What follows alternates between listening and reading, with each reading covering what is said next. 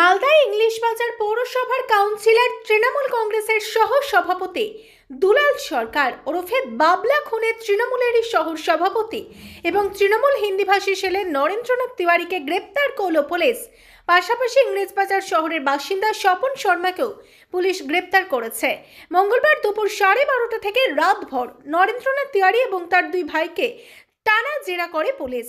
ছিলেন police super প্রদীপ কুমার যাদব। প্রায় 22 ঘন্টা জেরা করার পর অবশেষে নরেন্দ্রনাথ তিওয়ারিকে গ্রেপ্তার করল পুলিশ। আপনি তারপরে আছেন আমার পুরনো নামটা গেছে বড় মাতার শিকার বাবলা হয়েছে, বড় মাতার শিকার হয়েছে, বড় মাথা নন্দদা। আপনি কি চক্রান্তের শিকার? হ্যাঁ, চক্রান্তের শিকার। আপনি চক্রান্ত শিকার অবশ্যই।